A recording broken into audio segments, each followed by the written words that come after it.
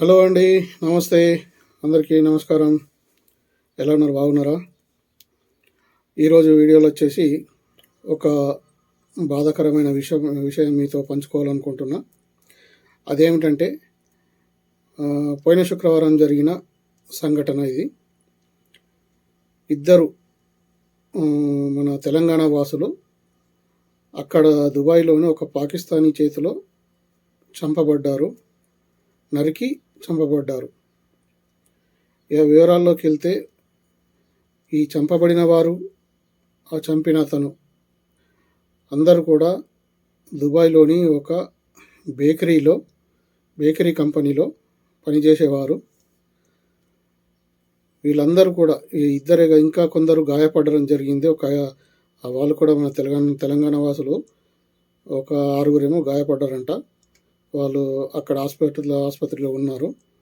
వారి ఆరోగ్యం ఇప్పుడైతే మెరుగ్గా ఉన్నదని చెప్పి అందింది వార్త. అయితే ఎవరు కూడా మనము ఇతర దేశాలకు వలస వెళ్ళి అక్కడ ఏదో 4 రూపాయలు సంపాదించుకోవడం కోసం మనం వెళ్ళినాము. అక్కడికి వెళ్ళిన తర్వాత ఏదో మతాలకు చిచ్చు పెట్టుకోవడము, మతాల గురించి గొడవలు పెట్టుకోవడము, మాట మాట్లాడుకొని, మతాలకు సంబంధించి మాట్లాడుకొని అది కాస్త గొడవలకు దారితీస్తుందండి. ఎవరి దగ్గర కూడా మన హిందూ వాళ్ళు ఉంటే ఓకే, మన ఇండియన్స్ ఉంటే ఓకే. కాకపోతే పాకిస్తానీలు అక్కడ హిందువులు ఉన్నారు లేరన్నది ఉన్నప్పటికీ కూడా ఎక్కువ శాతం అయితే ముస్లింలే ఉన్నారు కాబట్టి, ఆ ముస్లింలే ఇక్కడ వేరే దేశాలకు వచ్చేవాళ్ళు కూడా ముస్లింలే. వారి దగ్గర మనము హిందువులకు సంబంధించింది ఏదో మీకు అతను ఫ్రెండ్లీగా ఉండి మీతో మాట పంచుకుంటే ఓకే. కొందరు ఇలాంటి వారు కూడా ఉంటారు. మతంని కించపరిచే విధంగా మాట్లాడితే చేస్తే వాళ్ళకు కోపం వచ్చి ఏదైనా చేసే ప్రయత్నం చేస్తారు వాళ్ళు. దయచేసి ఎవరి దగ్గర కూడా, ముస్లిం వాళ్ళ దగ్గరనే కాదు, ఎవరి దగ్గర కూడా, అంటే పాకిస్తానీలే కాదు, ఏ దేశం వాళ్ళైనా, బంగ్లాదేశ్, నేపాలీ, పాకిస్తాన్, మన ఇండియా, ఎవరి దగ్గరైనా ఇతర మతస్థులతో మాట్లాడేటప్పుడు కొంచెము జాగ్రత్తగా ఉండి మాట్లాడుకోవాలి. ఎందుకంటే కొందరు దేనికైనా తెగించేవారు ఉంటారు. కాబట్టి మనం ఏదంటే మన భార్య పిల్లలను వదిలేసి ఏదో 4 రూపాయలు సంపాదించుకొని రావడం కోసం మనం వేరే దేశం వెళ్ళినాము. కాబట్టి ఎక్కడ కూడా ఏ దేశమైనా, దుబాయే కాదు, ఏ దేశమైనా, దుబాయ్ కావచ్చు, కువైట్ కావచ్చు, బహ్రెయిన్, ఖత్తరు, సౌదీ, ఏ దేశమైనా కావచ్చు, ఎక్కడ కూడా మతాల గురించి గొడవలు పెట్టుకోకండి. ఎందుకంటే మతాలకు సంబంధించింది అది చాలా పెద్ద గొడవ. ఒకవేళ వీళ్ళు చంపబడ్డారు, ఒకవేళ చంపబడకపోయినప్పటికీ ఒకవేళ పోలీసు వారికి తెలిస్తే అది మతాలకు సంబంధించి చాలా పెద్ద గొడవ అవుతుంది. వాళ్ళు జైల్లో పెడితే సంవత్సరాల తరబడి జైల్లో ఉండవలసి వస్తుంది.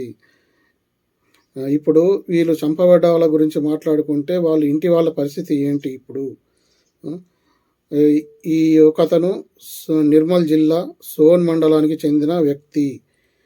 అతని పేరు, ఈ సోన్ విలేజ్కు చెందిన వ్యక్తి పేరు అష్టపు ప్రేమ్ సాగర్. వీళ్ళ ఇంట్లో ఆల్రెడీ రీసెంట్గా, అంటే ఇతను చనిపోక ఒక రోజు 2 రోజుల ముందే వాళ్ళ ఇంట్లో ఇంకో విషాదకరమైన సంఘటన జరిగింది. ఒకరి మృతి చెందడం జరిగింది. ఆ మృతి చెందిన 2 రోజులకు, మరి ఇతను చనిపోయిన రోజే, అంటే 6వ తేదీ నాడు, 6వ తేదీ శుక్రవారం రోజు వాళ్ళ బంధువు బావో మరి మావయ్యనో ఏదో ఒకటి అవుతారు, అతను యాక్సిడెంట్కి కూడా గురి కావడం జరిగింది. చూడండి ఎంత బాధాకరమైన విషయం, ఎంత బాధలో ఉంటారో వాళ్ళు ఇంటి వాళ్ళు. ఈ అన్ని బాధలను తేరుకోకముందే ఇతని వార్త కూడా వాళ్ళ గుండెల్ని పగిలే విధంగా చేసింది. ఎవ్వరు కూడా ఇతర దేశాలకు వెళ్ళినప్పుడు గొడవలు పెట్టుకోకండి. గొడవలు పెట్టుకుంటే నష్టపోయేది మన ఫ్యామిలీ, మనము అందరము. మన ఫ్యామిలీని ఇడిసబెట్టి మనము ఏదో 4 రూపాయలు సంపాదించి ఉన్న అప్పులు తీర్పుకొని ముట్ట వేసుకొని ఏదో ఇంకొక 4 రూపాయలు పెట్టుకొని ఇంటికాడ వెళ్ళిన తర్వాత ఏదో ఒక బిజినెస్ చేయడం కోసమో దేనికోసమో లేదా ఇల్లు లేని వారు ఇల్లు కట్టుకోవడం కోసమో దేనికోసమో మనము వేరే దేశం రావడం జరిగింది. ఏదో కొన్ని డబ్బులు సంపాదించుకొని ఇంటికెళ్ళి మీకు మీరుగా మీ సొంతగా ఏదో ఒక వ్యాపారం పెట్టుకొని పని చేసుకోండి. కానీ వేరే ఇతర దేశాలకొచ్చి ఇలా గొడవలు పెట్టుకొని మన ఇంటి వారికి కన్నీటి బాధను మిగల్చకండి.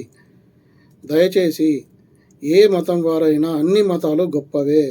వారి వారి మతాలు గొప్పవే. వాళ్ళ మతానికి సంబంధించింది వాళ్ళు స్వీకరించడం జరుగుతుంది. మన మతానికి సంబంధించి మనం స్వీకరిస్తాము. ఎవరి మతాన్ని కూడా కించపరచకుండా కలిసిమెలిసి మెదలండి. మరో వ్యక్తి జగిత్యాల జిల్లా మద్దన్నపేటకు చెందిన వాసిగా వివరాలు అందినాయి. అతను కూడా పాపం 15 సంవత్సరాల నుండి దుబాయ్ వెళ్తున్నాడు. 15 సంవత్సరాల నుంచి ఒకే కంపెనీలో పనిచేస్తున్నాడు.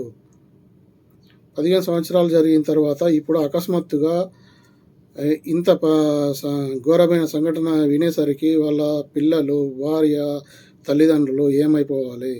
రీసెంట్గానే అతను ఇల్లు కట్టుకోవడం కూడా జరిగిందంట. ఇల్లు కట్టుకోవడానికి ఎంత అప్పు అవుతుందో మనకు తెలుసు.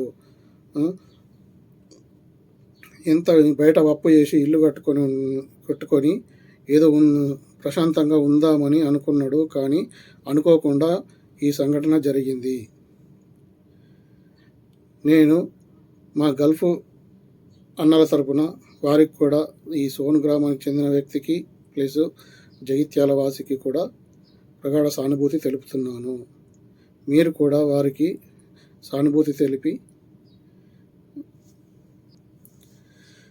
వారి వివరాలు అన్నీ సేకరించి ఏదైనా మరి ఏ స్థితిలో ఉన్నారో వాళ్ళు అది తెలుసుకున్న తర్వాత మరో వీడియో చేస్తాను.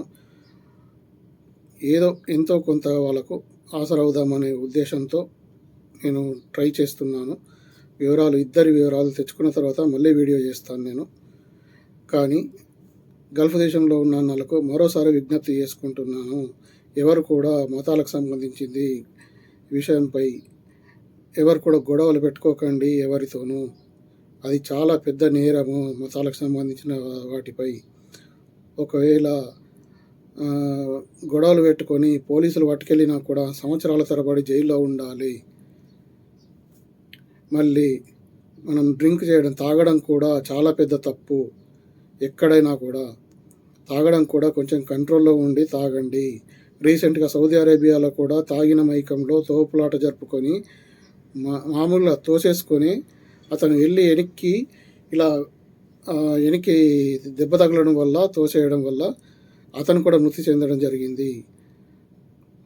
అతనికి కూడా ఇంటి వాళ్ళందరూ చిన్న చిన్న పిల్లలు కూడా ఉన్నారంట.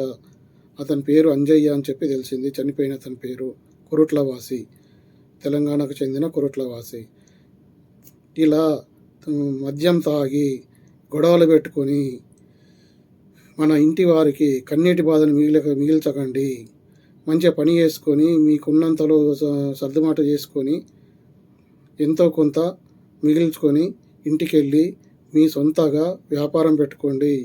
ఏదైనా చిన్నదో పెద్దదో ఏదైనా ఒక వ్యాపారం పెట్టుకొని మీ పని మీరు చేసుకోండి. వ్యవసాయం ఉన్నవారైతే వ్యవసాయం చేసుకోండి. అందరికీ కూడా మరోసారి నమస్కరించి చెబుతున్నాను. ఎవరు కూడా మతాలకు సంబంధించి కానీ, మద్యం తాగడం గురించి కానీ దేనిలో కూడా గొడవలు పెట్టుకోకండి.